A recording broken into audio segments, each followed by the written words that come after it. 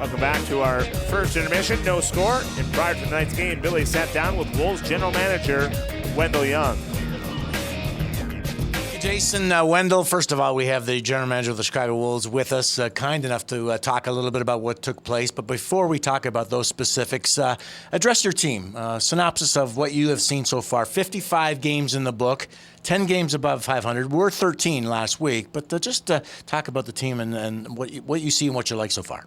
Well, first of all, I think we're the most streaky team I've ever seen in my life. We will win 5, lose 4, and if you go through our games through the season, it's all been in bunches. We win a bunch, we'll lose a bunch. So that kind of scares me when you hit the playoffs because you don't want to lose a bunch in a row. We lose 4 in a row, you could be out, but if you win a bunch, it's great. But I really think our team's coming together. I think we have a good bunch of guys. I think they like playing together. I think everyone's roles have been identified. And again, like you said, we're 10 games over 500, but I don't like losing at home. And I think our biggest problem right now is our power play.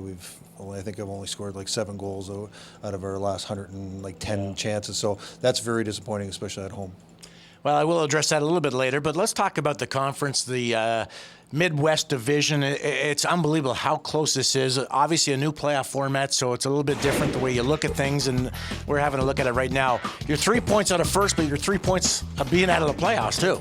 It's amazing, and I think that's the way hockey is now, the parity in hockey, first of all. And again, if, like we had last weekend, a bad weekend, and all of a sudden you're looking, there's teams creeping up on you. And if we had a good weekend, then, we could relax a little more. But every game's like that. You look at the NHL, it's the same way. And I think the biggest thing now with, I keep saying parity, there's always 3-point games. And, we have games now where we don't care who wins behind us as long as there's not 3 points taken out of a game. Let me ask you, obviously a very busy weekend for yourself. I'm not sure if people are aware of this, but the general managers of the minor league teams do sit down with the parent teams, and you are with the Vancouver Canucks. And what I want to ask you, first of all, is obviously a new team, new management, new people. What was it like being with Vancouver Canucks during the NHL trade deadline? Well, it was totally different than I was used to with Atlanta. I was really involved. Their staff is huge, and there's a lot going on. And there was the transparency was great because Mike Gillis was in the room as calls were coming, and everyone was asked their opinion. And it's a group effort when a trade is made or not trade. There's a lot of opinions going out about the players and how they fit into the organization presently and how they fit in the organization in the future. And I walked into the meeting and I saw some of the names of our players up there as possible trades, and I was like, no, and I actually asked them to take names off the board, and that's what happens. They have assets, and that's the biggest thing that they have is they have assets on their team, they have assets on our team, and I asked them to take a few guys off the board, and they did, and which was nice. And Vancouver really worked with me on a lot of things that went on this weekend. But it's interesting the names that come flying through the trades. Gotcha. I was going to ask you about that if you did have a voice, and that is well answered. It is very interesting also. Let's talk about some specifics. Sebastian Eriksson, pretty good player. Didn't get to see a lot, but I think upside. And one of my favorites, obviously, for many reasons, Nathan Longpre, are no longer with us. So just talk a little bit about that.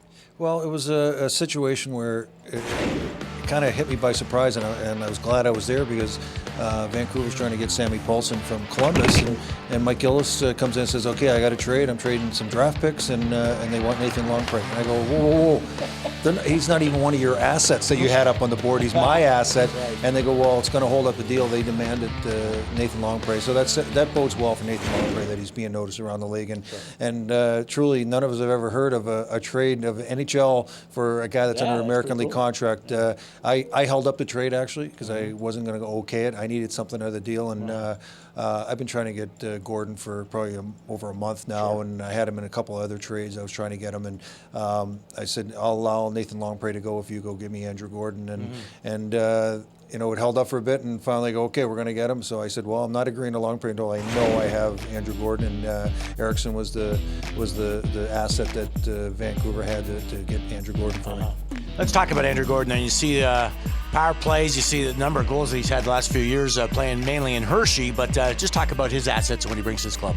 Well, I think you can see with his points, he's almost a point a game guy, but more than that, he's a great person. I've done a lot of homework on him. I know a lot of people that have had him, especially his years in Hershey. He's a proven winner. You'll never hear a bad word about him.